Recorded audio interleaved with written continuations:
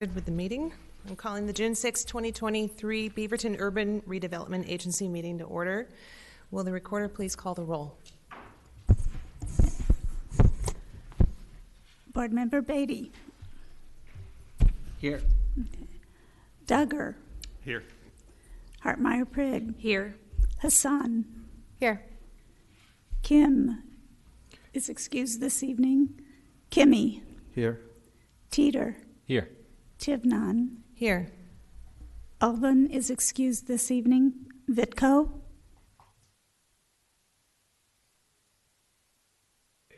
Excused this evening. Okay. Walton. All right. Thank you. First on our agenda is visitor comments. Visitor comments allows visitors to speak to the Bureau Board about matters not included on tonight's agenda for a public hearing. For example, in a few minutes, we will have a public hearing on the Bureau budget.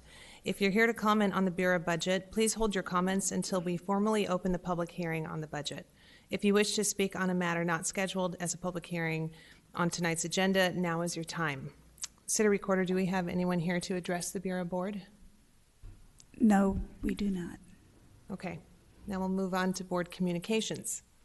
Do any board members have any information they would like to share with the rest of the board and the interim executive director? Okay, hearing none, move on to business.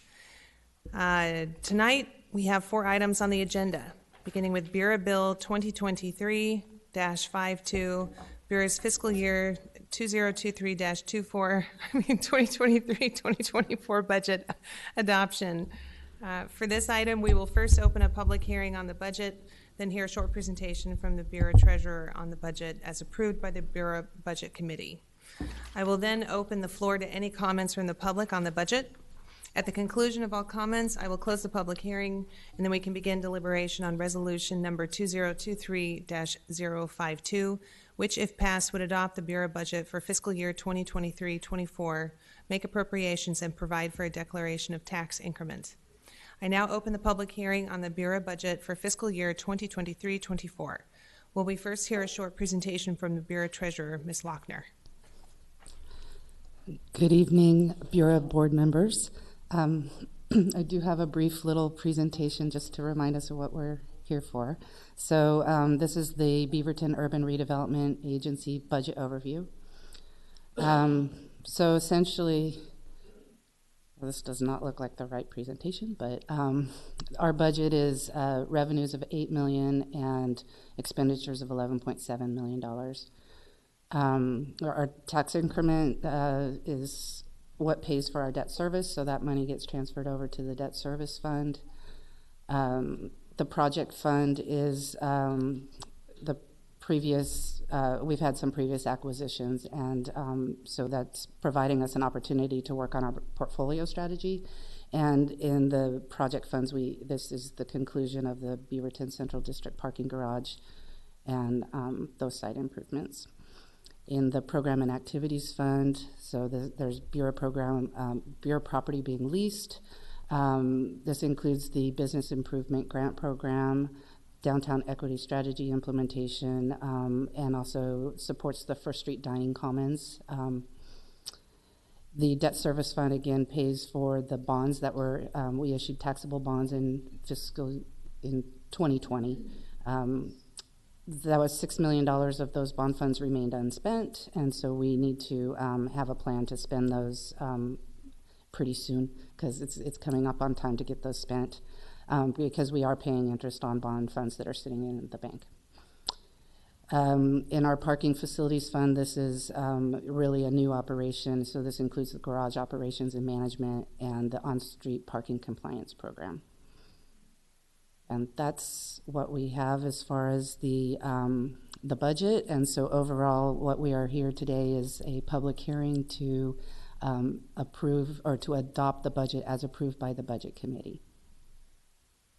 Thank you, Ms. Lochner.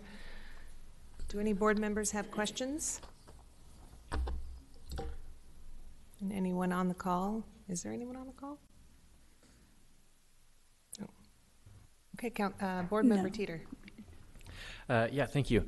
My question is about the $6 million that's unspent in bonds. Can you touch a little bit more on that? Like, what's the plan for using that? Give us any more details that might be associated with it. You know, I'd love to do that. What we're doing right now is we're kind of on hold on some of those projects because the 5-year action plan is almost done.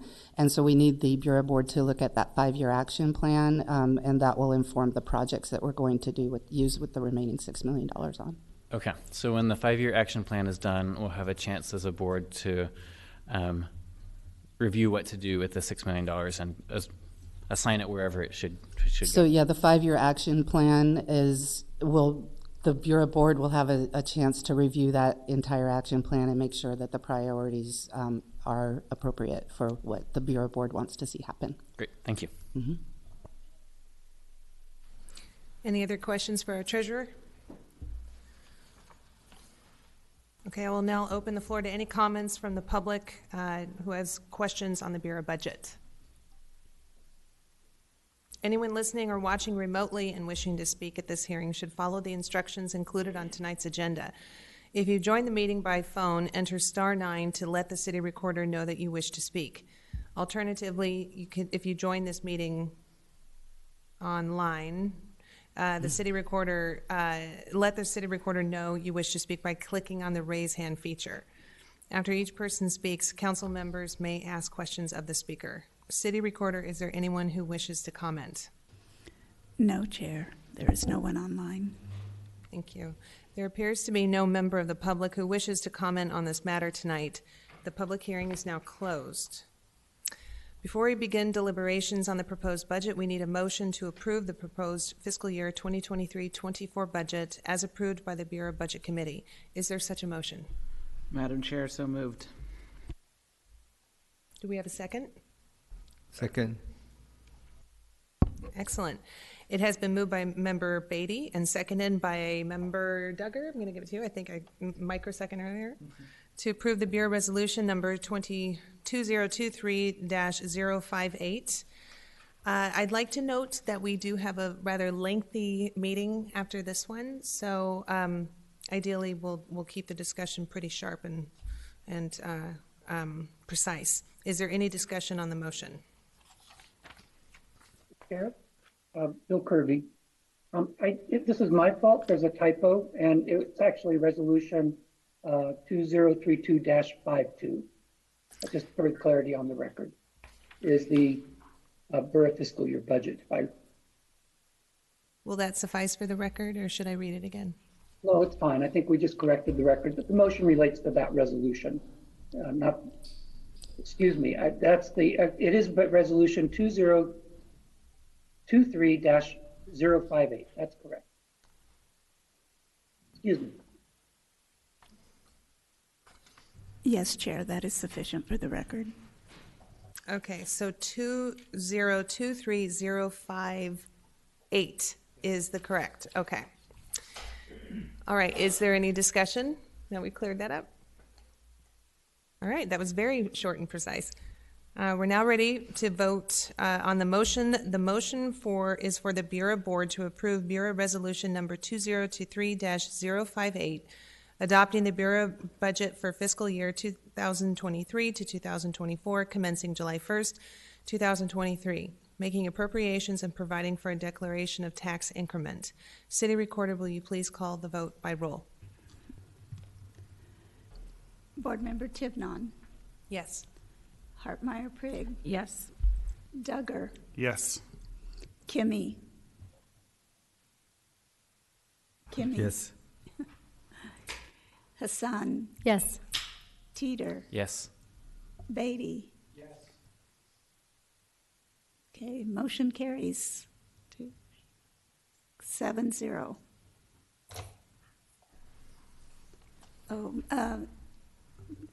Chair, Board Member Walton just joined the meeting.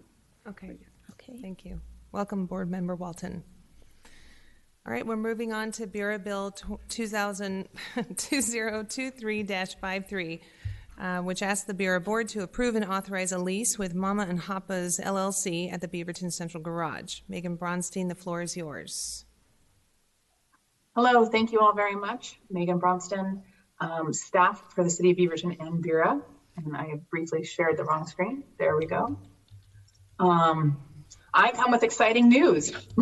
After several years of working to create a new garage, you all are presiding over your potential new second tenant today within the retail. I'm going to give you a quick update as to where we are and where we have been, and then we'll be asking that the Bureau Board authorize the Executive Director to sign the lease with Mama and Papa's LLC to occupy Suite 130 within the Beaverton Central Parking Garage.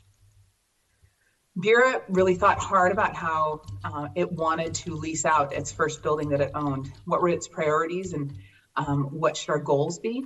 It came up with really wanting some active businesses that would have people going in and out during regular hours. It'd have really vibrant windows. It would promote arts and innovation in this district and would support diversity. Of course, we wanted to make sure every business that we brought before you ensured that they seemed like they'd be viable businesses. And you wanted to create a collection of tenants that had a mix of ownerships so they could teach each other along the way.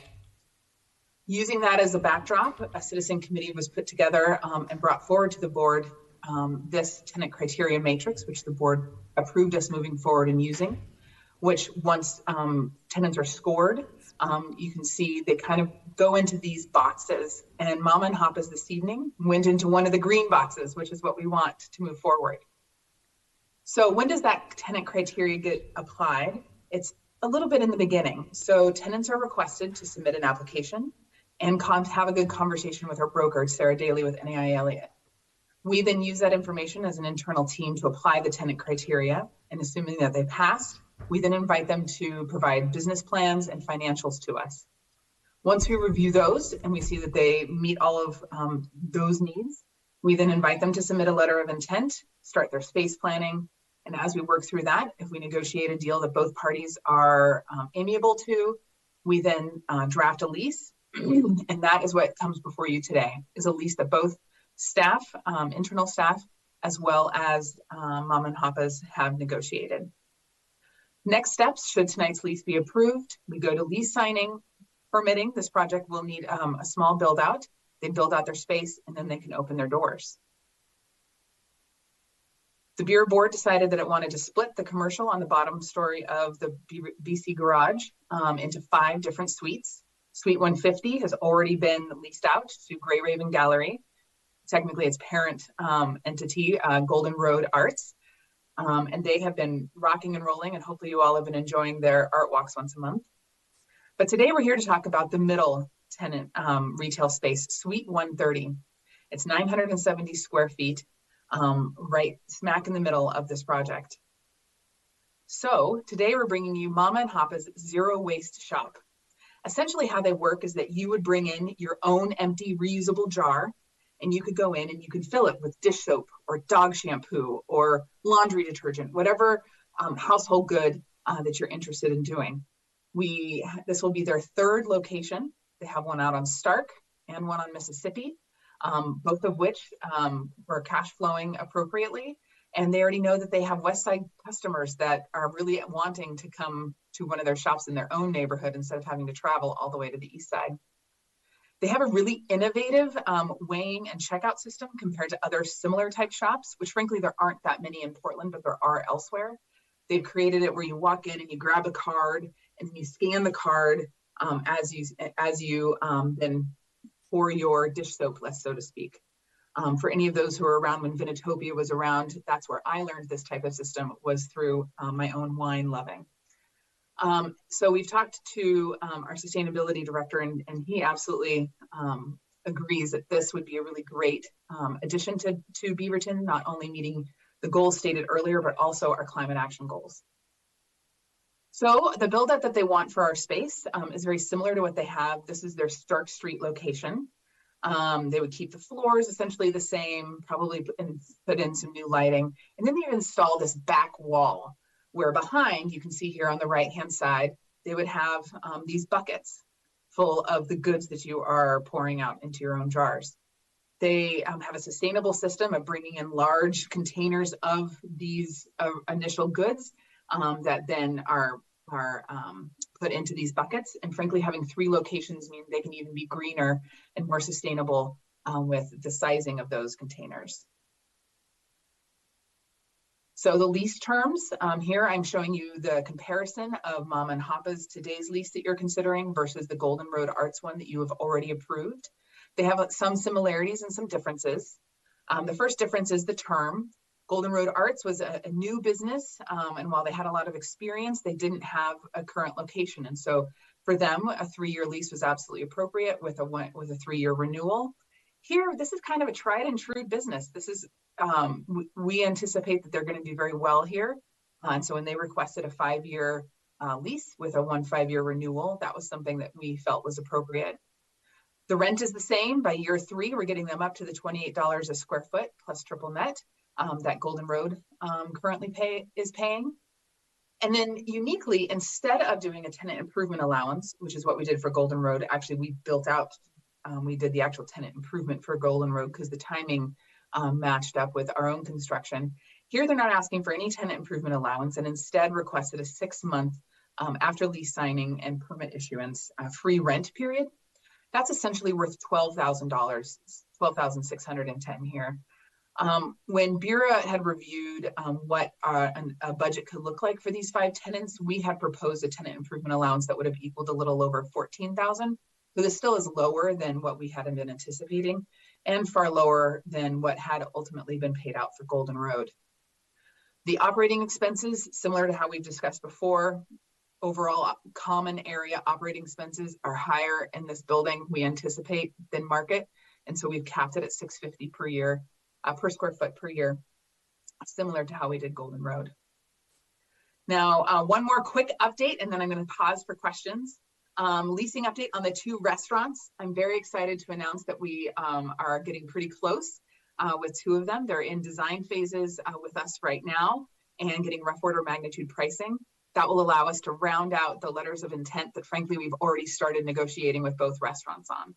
So assuming that they go well, my hope is to come before you in July or September, since Bureau is not meeting in August, with potentially the 2 restaurant leases, which I'm very excited about. But I'd like to pause for questions and then ultimately ask for a vote on whether the Bureau Board authorizes the Executive Director to sign the lease with Mama and Papa's LLC to occupy Suite 130 within the Beaverton Central. And since I'm assuming you have those words in front of you, I'm going to stop sharing so I can see you. Got it. Okay. Thank you very much, Ms. Bronston. Do any board members have questions? Looks like Board Member Teeter. Yeah, thanks, Megan. I just want to give a shout out to all the staff and workers in the city who have worked on this for so many years. I remember being with the Beaverton Downtown Association and this coming up a lot over the past several years. So staff have worked really hard on this. I'm really excited to see it finally being built out and completed, and I think it's just really good movement for the Beaverton Central District. So thanks for the good news, Megan. It's always good to hear. Mm-hmm. Okay, I don't see anyone else with questions. I'll just add in, I've been watching the development of this business and some of the hoops they've had to jump through and some walls they've had to break down, especially around the containers that they use, because they didn't want to use plastic. And we had some regulations in place that got in the way of that. Very excited about this. I don't have any questions, just very, very interested to see how quickly our parking garage fills up with people wanting to go there because they can't find on-street parking. Okay, is there a motion in this matter? I just dropped, sorry, really quick. So excited, yay. And I want to make the motion, if that's okay. I move the Bureau Board authorize the Executive Director to sign on Bureau's behalf the lease with Mama and Papa's LLC, described in Exhibit 1 of the Agenda Bill 2023-53. I'll second. Okay, it's been moved by Member Hassan, seconded by Member Teeter. To authorize the Executive Director to sign on Bureau's behalf the lease with Mama and Papa's LLC. Is there any discussion on the motion? Okay, seeing none, we are ready for a vote on the motion. The motion is for the Bureau Board to authorize the Executive Director to sign on Bureau's behalf the lease with Mama and Papa's LLC. City Recorder, would you please call the roll?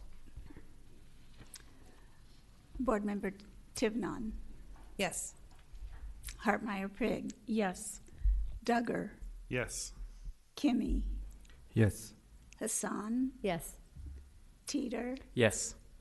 Beatty. Yes. Walton. Is she responding? Board Member Walton.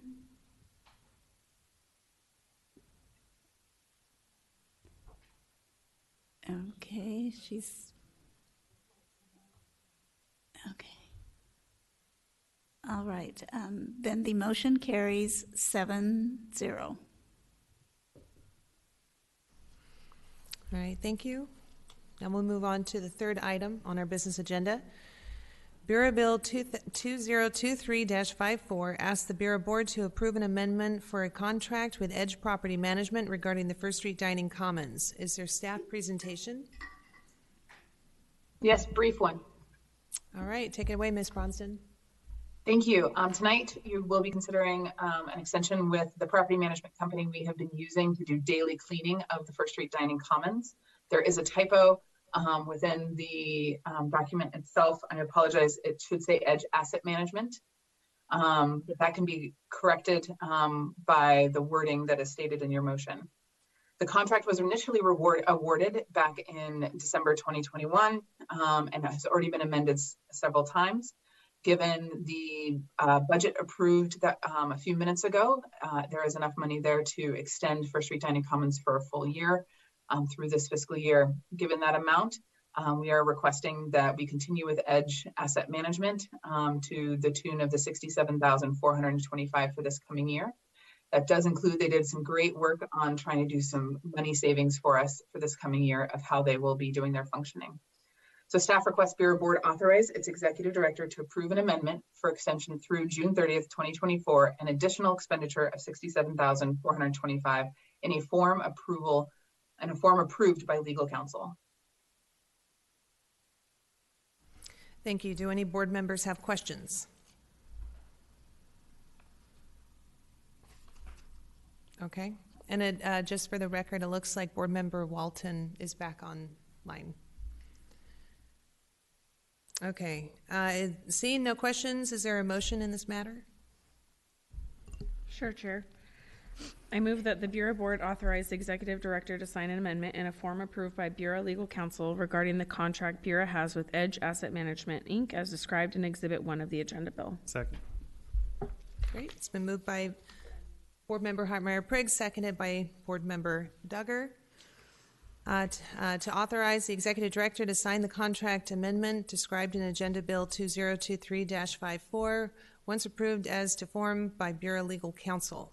Is there any discussion on the motion? Board Member Duggar. I just want to say thank you to this board for authorizing this in the budget. This is really important to the downtown neighborhood. It's a community place. It is a pseudo park. It has become one of my favorite places to meet up and have coffee with constituents, and to authorize this year round, I know was a big ask, and I'm grateful for each of you all and the board and the community for supporting this. So I just want to say thank you. Well said. Any other questions for discussion? All right. Seeing none, we're now ready to take a vote on the motion. City Recorder, would you please call the roll? Board Member Tivnon. Yes. Hartmeyer-Prigg. Yes. Duggar. Yes. Kimmy. Yes. Hassan. Yes. Teeter. Yes. Beatty. Yes. Walton. Yes. Okay. Motion carries 8-0. And Chair, I would like to put into the record that at the vote on the last item regarding Beaverton Central Garage, Board Member Walton did vote through the chat box, so that will be reflected in the minutes. Thank you very much. Okay, we'll now move on to the fourth item of business on our agenda. Bureau Bill 2023-55 is an update of Bureau's storefront and tenant improvement program and a request for board approval for staff to revise program eligibility criteria affecting member-only establishment and certain uses of land. Katie Kayatomi, the floor is yours. Great. Thank you very much. I'm going to go ahead and share my screen here with you.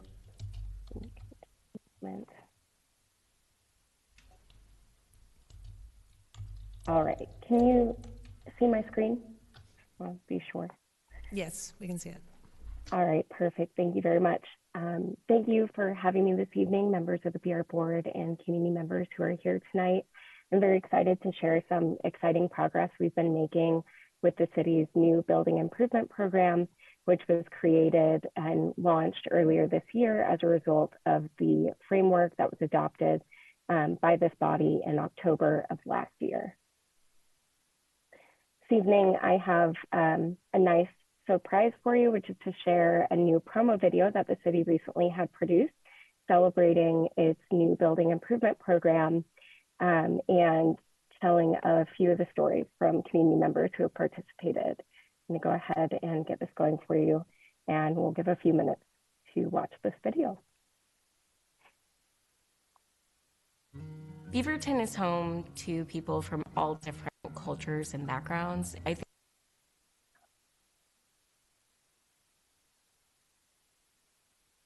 let it queue up for a second. So I redid a test audio before this just to make sure it was working. So we'll give it a moment. Beaverton is home to people from all different cultures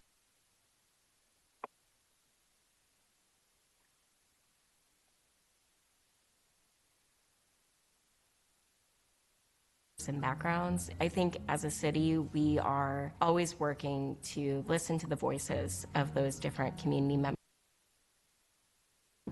We as an agency, but also as a community, are always striving to be a place that's livable and connected and accessible and safe and, you know, sustainable even as best we can. And we get a little bit closer to that goal by bringing all the people in our community to the table.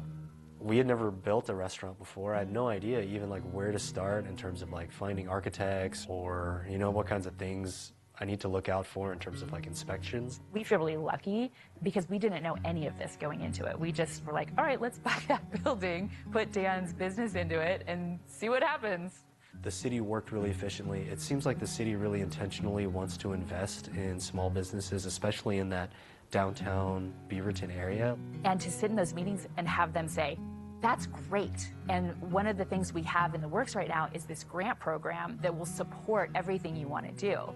And so you walk out of this meeting going, oh my gosh, like we can actually like make this happen. And thankfully, Katie had a lot of experience in construction, and she pretty much walked us through each step in the process in bite-sized chunks so that it felt more manageable, where like each week I was just kind of like, all right, what are like my deliverables? Like, what do you need from me? And at the same time, we also support projects that are helping our community become active and attractive to people who want to live, work, and shop here. But yeah, and to see, I mean, Hapa Pizza coming in and all these cool restaurants and like the opportunity that it's creating for people to like live their dream of, you know, opening a restaurant. If we didn't have that assistance, I really don't think it would have been feasible to be able to build something like what we're building. I mean, I always say to my Portland friends, like, come out to Beaverton. Beaverton's cool. And they laugh. And I think that's what the city's trying to do, is make it cool. Like, make it a destination instead of just a suburb.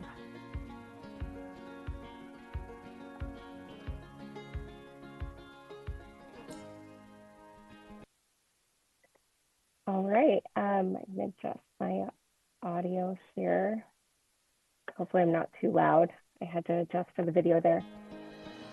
All right, so just quickly before I go into the rest of my presentation, I was so excited to be able to have that video put together as a result of a partnership that we recently did with a local documentary filmmaker. And I think it is a great opportunity to really celebrate the successes we've seen over the last few years through the former storefront and tenant improvement programs, and now what we've seen under the new building improvement program. So quickly, before we get into the action for this evening's agenda item, I just quickly want to share with you some insights into the new building improvement program and highlight some of the key information that we want our community to be aware of. And that really starts with the types of grants this program offers. So under this new program, we have 3 different types of grants. Design grants and project grants are the same that we've previously offered, although we have some new match levels for the project grants. One new addition that we've rolled out is our new maintenance grant opportunity, which particularly helps property owners and business owners afford to do key maintenance on their properties to prevent them from falling into disrepair or from preventing important places in our community from, not being able to be habitable or attract businesses that would be able to thrive and operate within their walls successfully. This year, we've had our biggest year ever in the history, almost 20-year history of the Storefront Improvement Program, and now going on to this new iteration of this program. This year, we awarded 30 new grants in fiscal year 22-23, which is a 43% increase over our prior largest number of grants awarded in a single fiscal year. This is particularly something we've been seeing since the launch of the Building Improvement Program, due to this new program's focus on supporting small businesses and opening a door for folks who have previously seen barriers within the former program. And the column you see here on the right shows numbers only between the date we've launched the program and our current date. So these are numbers between February 20th, which is when we launched the program this year, and May 31st, between 2022 and 2023. So just in this 3-month period, we've awarded over $670,000 and seen a 125% increase in grant awards over this 3-month period last year, including a 36% increase in grants to small businesses and more than a 10% increase to BIPOC grantees. As far as the various components of this program, I want to touch on how the new Building Improvement Program aligns not just with Bureau's goals, but as our goals as a city. So starting with the Downtown Equity Strategy. So as you might recall, the Downtown Equity Strategy was adopted at the same meeting where the new Storefront and Tenant Improvement Framework was adopted by Bureau last fall. And as a result of the collaboration between these 2 efforts, we've been able to provide enhanced support for people who don't own assets in order for them to qualify for enough funding to support their projects compared to people who own real estate that they can leverage to qualify for loans and outside support to support these kinds of projects. We've also been able to provide enhanced support for non-native English speakers, including translated PDF and paper applications, which was a suggestion by URAC members. And we're providing more opportunities for the city to identify and prevent displacement, both for residents and businesses who could be affected by renovation projects. Through our partnership with the team working on the city's climate action plan, we've also been able to address some of the waste that is produced through these projects. A lot of people don't know that in 2021, construction, demolition, and building use accounted for 36% of the US carbon emissions.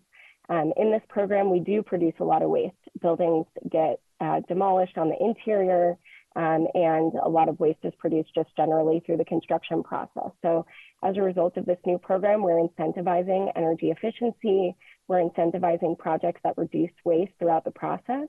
And we're also, through the new maintenance category, encouraging applicants to consider repair and reuse of existing material, as opposed to always defaulting to replacement as the primary go-to strategy. Last, we have layered this new program with our existing downtown design project, which was adopted by the city in 2020 and created the new zoning districts, which you see here at the bottom left.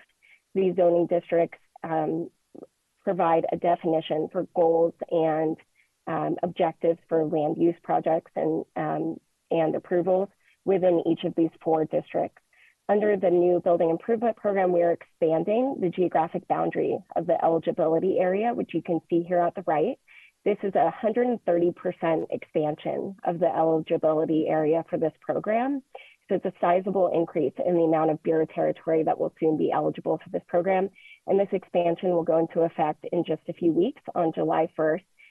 We've already started getting a lot of interest from properties that are in the expansion area, and we will be doing community engagement over the next few months to ensure that this lands on the radar of business owners in this area that especially could benefit from this program. All right, so the last thing I want to cover here with you tonight is actually an action item. So as you might be aware, the agenda, or I'm sorry, the framework that was adopted by Bureau in October of last year includes eligibility criteria for the new program. A lot of the eligibility criteria are similar to the criteria that existed under the former storefront and tenant improvement programs. We really cleaned up some of the unnecessary language and old holdover criteria that were lingering from back when the program was funded with federal funds, and a few other technicalities as part of this update that we made back in October. What we've learned over the last few months of implementing this new criteria is that there are actually a couple of opportunities for conflicts between some of the new criteria and some of these kind of older criteria or things that need to be reworded. So we're here, I'm here tonight to ask the Bureau Board to approve 2 language changes or changes to the criteria. The first is a change to a criterion which states members-only establishments are ineligible. And the request here is to remove that criterion completely. This criterion creates a potential conflict with general properties and businesses that are eligible for the program due to the lack of definition around what constitutes a members-only establishment. For example, a fitness studio that supports and serves its members could be considered a members-only establishment. We also have funded businesses of that nature in the past. And so to prevent conflicts over businesses we've funded in the past and whether they could be perceived as members only, we are just looking generally to remove this criterion, seeing as how it affects such a very small number of potential applicants in the eligibility area. The second is to just simply expands the language under number 2 here. The current language that was adopted as part of the new plan in October states that only permitted land uses are eligible for this program. Our staff in our planning division has pointed out that this is kind of a technicality and that there are uses listed as conditional under our code, which essentially can be permitted land uses. They just require a little bit of extra review to be able to qualify as a permitted land use. But simply listing them as conditional doesn't mean that they are not consistent with the activity that we support in our downtown, and they can very easily become permitted land uses. So we've requested to add the text that is in underline under number 2, the really minor update to this existing criterion. That being said, I'm happy to answer any questions or hear any thoughts you might have about this, and hopefully we can move forward with these changes to the criterion. Thank you very much for having me this evening.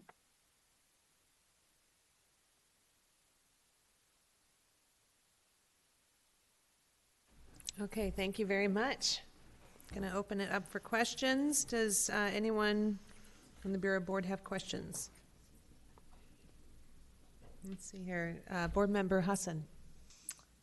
No questions, just a comment. I feel like every agenda bill is like, yeah, Bureau, we're really doing really great. So just really excited, Katie, to see this work and just the work that we're doing with Bureau. It makes me proud to live in the city and proud to talk about Central Beaverton. So thanks for the work you're doing. If no one else wants to comment, I can make the motion. I move the Bureau Board authorize the Executive Director to revise program eligibility criteria consistent with the manner described in Agenda Bill 2023-55. I'll second. It's been moved by Member Hassan and seconded by Member Hartmeyer-Prigg to authorize the Executive Director to revise Bureau's storefront and tenant improvement programs as described in Agenda Bill 2023-55. Is there any discussion in the motion? Okay, Board Member Teeter. Yeah, thank you. I think this is a really transformative program and great program for downtown. Just something I want to be keeping an eye on as we go through the changes in this program is just the budget implications as it grows. Do we need to take a look at the building improvement program funding in the future? Does it have enough? Is it meeting it? Because I know we made some changes to that in the budget. So I'm just wanting to keep a personal eye on that because I love the program. I want to be able to keep on supporting it and make sure we can do a good job with it. Okay, if there's no other discussion, I was going to weigh in with the exact same thing. Especially to the points about sustainability factors and the fact that an existing building is much cleaner than a new one that's taking the place of an old one. If there's ways that we can preserve the architectural history of Beaverton and update it to look as beautiful as these storefronts are, I think is a win-win. And it also means that these business owners can actually make these improvements, because I think a lot of this is out of their reach, or it would saddle them with significant debt through loans to do this kind of work. This is, I think, some of the most impactful work that Bureau does, and very, very excited about it. Okay, if there is no other discussion on the motion, I think we're ready for a vote. Oh, Board Member Kimmy. Thank you. It was great to see that there's a change to the program where the funding is available right away once it's approved. Before, it was the owners or the tenants had to put up their own money to do so, and projects cost too much money, so a lot of them backed away. That funding is available right away. And also, regards to ADA, that it is included, and glad to see the council feedback on that is implemented. Thank you, Katie, for your work. Thank you. Yes, thank you, Katie. Thank you, everybody. Okay, I think we're ready to call the roll. City Recorder, can you do the honors? Board Member Tivnon. Yes. Hartmeyer Prigg. Yes. Duggar. Yes. Kimmy. Yes. Hassan. Yes. Teeter. Yes. Beatty. Yes. Walton. Yes. Motion carries 8-0. Thank you. Thank you. Thank you. That concludes our business agenda. We will now move on to the interim executive director's report. Mr. Weinheimer, the floor is yours. Thank you, Chair. So want to introduce myself, Dan Weinheimer, Assistant City Manager, Interim CDD Director, and I guess Interim Bureau Executive Director as a perk to that. I just wanted to essentially have that opportunity for introduction. I know for you all it's probably not big news, but I wanted to I guess introduce myself to the one public member of the Bureau board. I really don't have a lot as a couple days into being an interim. I've got a long list of things to learn, but I don't really have a lot to update you on right now. But I did want to update you on one critical thing, which is the recruitment for the permanent director for CDD. We're in the process of evaluating applicants, and that'll be an ongoing process through the month and probably into July as well.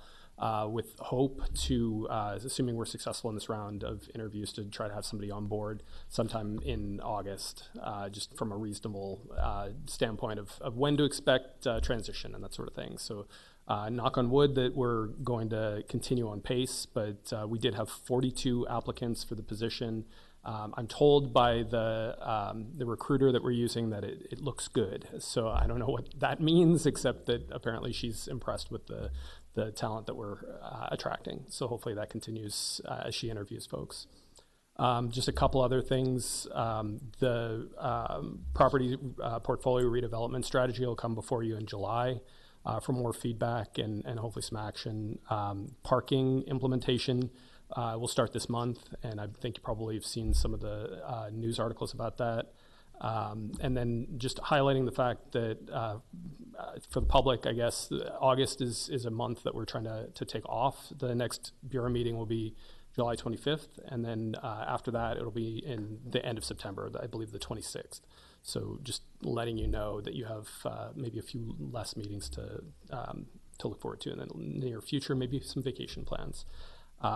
I can take questions, but I'm not sure I can answer them unless I can phone a friend and bring Tyler up here.